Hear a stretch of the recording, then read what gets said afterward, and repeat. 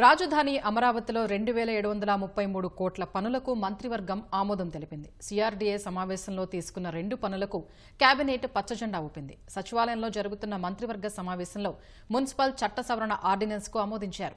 భవన నిర్మాణాలు, లేఅవుట్ల అనుమతుల జారీ అధికారంపై నిర్ణయం తీసుకున్నారు. అనుమతుల జారీ అధికారం మున్సిపాలిటీలకు బదలాయించేలా చట్ట సవరణ చేపట్టనున్నారు. 14 అంశాల ఎజెండాగా మంత్రివర్గ సమావేశం జరుగుతోంది.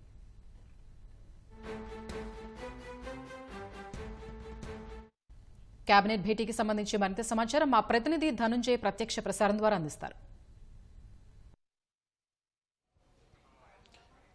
Thank you.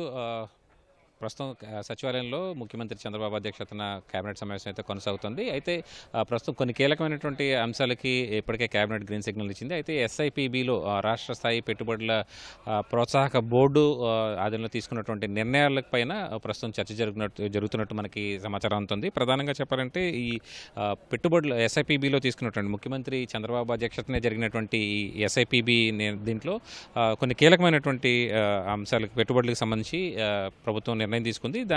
దానికి ప్రస్తుతం చర్చ జరిగిన తర్వాత దీనిపైన ఆమోదం కూడా తెలియజేసే అవకాశం ఉంది. ఎస్ఐపిబిలో దాదాపుగా 1,82,122 కోట్ల రూపాయల మేర పెట్టుబడులకు సంబంధించినటువంటి అంశాలపైన రాష్ట్ర కేబినెట్ ఆమోదం తెలియజేసిందని తెలుస్తుంది. అయితే ఈ పెట్టుబడుల ద్వారా దాదాపుగా రాష్ట్రంలో 2,63,000 మంది పైచిలుకు మందికి ప్రత్యక్షంగా ఉపాధి అవకాశాలు దొరికే అవకాశం ఉంది. ఉపాధి అవకాశాలు, అలాగే దీనికి సంబంధించి అంటే ఇందులో కొన్ని కీలకమైన నిర్ణయాల గురించి చూస్తే కనుక బీపీసీఎల్ రిఫైనరీకి సంబంధించినటువంటి అంశంపైన కేబినెట్ తీర్మానం చేసింది. దాదాపుగా 6,000 ఎకరాల్లో ఈ బీపీసీఎల్ రిఫైనరీ ఏర్పాటు చేయాలని చెప్పి నిర్ణయించారు. దీనికి సంబంధించినటువంటి పెట్టుబడి కూడా దాదాపుగా 96,000 కోట్ల రూపాయల మేర పెట్టుబడులు బీపీసీఎల్ రిఫైనరీ ద్వారా వచ్చే అవకాశం ఉంది. రామాయపట్నం పోర్టుకు సమీపంలోనే ఈ బీపీసీఎల్ రిఫైనరీని ఏర్పాటు చేయాలని చెప్పి భారత్ పెట్రోలియం కార్పొరేషన్ లిమిటెడ్ నిర్ణయించింది. దీనికి సంబంధించి భూమి కేటాయింపులతో పాటు అలాగే పెట్టుబడులకు సంబంధించినటువంటి అంశంపైన, ప్రోత్సాహకాలకు సంబంధించిన అంశంపైన రాష్ట్ర మంత్రిమండలిలో నిర్ణయం తీసుకున్నట్టు తెలుస్తుంది. అలాగే విశాఖలో ఐటీ టవర్స్, మిలియన్ టవర్స్లో టీసీఎస్ క్యాంపస్ ఏర్పాటుకు సంబంధించినటువంటి అంశంపై కూడా రాష్ట్ర కేబినెట్ ఆమోదాన్ని తెలియజేసింది. వాస్తవానికి టీసీఎస్ రాక ద్వారా ఒక రకమైనటువంటి ఐటీ పరిశ్రమ రంగంలో ఒక కీలకమైనటువంటి మేలుమలుపుగా చెప్పుకోవచ్చు. అలాగే సత్యసాయి జిల్లాలో ఆజాద్ మొబిలిటీ ఇండియా లిమిటెడ్ ద్వారా ఎలక్ట్రిక్ 3-వీలర్ ట్రక్కులు, బస్సులు, అలాగే బ్యాటరీ మ్యానుఫ్యాక్చరింగ్కి సంబంధించినటువంటి అంశాలపైన కూడా రాష్ట్ర కేబినెట్ ఆమోదం తెలియజేసినట్టు తెలుస్తుంది. ఇక దాదాపుగా 1,046 కోట్ల రూపాయల మేర ఈ పెట్టుబడులు ఆజాద్ మొబిలిటీ పెట్టే అవకాశం అయితే కనిపిస్తుంది. అలాగే దానికి అనుగుణంగా ఉపాధి అవకాశాలు కూడా వచ్చే అవకాశం ఉంటుంది. అనకాపల్లి రాంబిల్లిలో 106 ఎకరాల్లో ఒక buildwell private limited, Balaji buildwell private limited దాదాపు 1,100 కోట్ల మేర పెట్టుబడులు పెట్టేందుకు అవకాశం ఉంది. దీనికి సంబంధించి కూడా ఎస్ఐపిబిలో నిర్ణయం తీసుకున్నారు. దీనికి గ్రీన్ సిగ్నల్ కూడా రాష్ట్ర కేబినెట్ ఇచ్చినట్టు మనకు తెలుస్తుంది. అలాగే క్లీన్ ఎనర్జీకి సంబంధించిన ఏర్పాటుకి సంబంధించి దాదాపుగా 83,000 కోట్ల రూపాయల పెట్టుబడులు వచ్చే అవకాశం ఉంది. దీనికి సంబంధించి ప్రత్యేకంగా రాష్ట్రాన్ని క్లీన్ ఎనర్జీ హబ్గా తీర్చిదిద్దాలని రాష్ట్ర ప్రభుత్వం నిర్ణయంగా ఉంది. దీనికి సంబంధించినటువంటి అంశాలపైనే రాష్ట్ర కేబినెట్ ప్రస్తుతం సుదీర్ఘంగా చర్చిస్తున్నట్టు తెలుస్తుంది. ఈ క్లీన్ ఎనర్జీ ప్రాజెక్టుల ద్వారా హైడ్రో ఎలక్ట్రిక్తో పాటు హైడ్రోజన్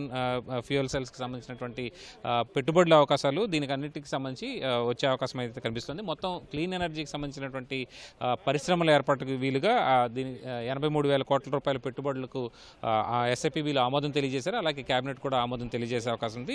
కొద్దిసేపట్లో దీనికి సంబంధించినటువంటి ఆమోదాన్ని కూడా కేబినెట్ తెలియజేసే అవకాశం ఉంది. అలాగే రాష్ట్రంలో కొన్ని కీలకమైన అంశాలు, అంటే పురపాలక శాఖలో తీసుకోవాల్సినటువంటి కొన్ని అంశాలపైన కూడా రాష్ట్ర కేబినెట్ ముందుగానే ఆమోదం తెలియజేసింది.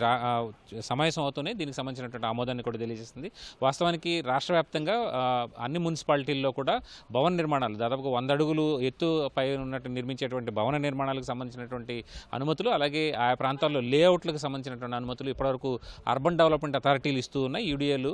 అయితే యూడిఏల పరిధి నుంచి వాటిని తప్పిస్తూ మున్సిపాలిటీలే అధికారాన్ని, వాటిని అనుమతులు ఇచ్చేటువంటి అధికారాన్ని కల్పించేలాగా చట్ట సవరణ కూడా చేశారు.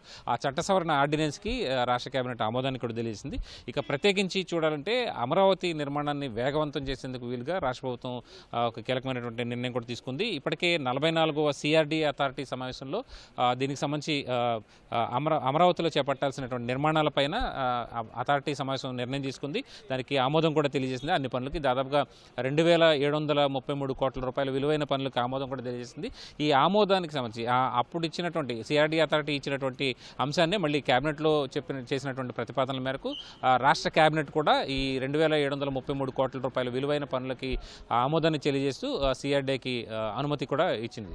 మొత్తం మీద ఇన్ని కీలకమైనటువంటి నిర్ణయాలనే రాష్ట్ర క్యాబినెట్ తీసుకుంది. ప్రస్తుతం ఈ రాష్ట్ర క్యాబినెట్ సమావేశం క్యాబినెట్ అజెండా అంశాలు ముగిసిన తర్వాత ముఖ్యమంత్రి చంద్రబాబు మంత్రులతో కూడా ప్రత్యేకంగా మాట్లాడే అవకాశం ఉంది. ఎందుకంటే గడిచిన 6 నెలల్లో ఆయా శాఖల్లో మంత్రులు తీసుకున్నటువంటి నిర్ణయాలు, అలాగే ఆయా శాఖలు చేపట్టినటువంటి అభివృద్ధి కార్యక్రమాలు అన్నిటిపై కూడా సీఎం రివ్యూ చేసే అవకాశం ఉంది. వ్యక్తిగతంగా వారందరితో కూడా మాట్లాడే అవకాశం ఉంది.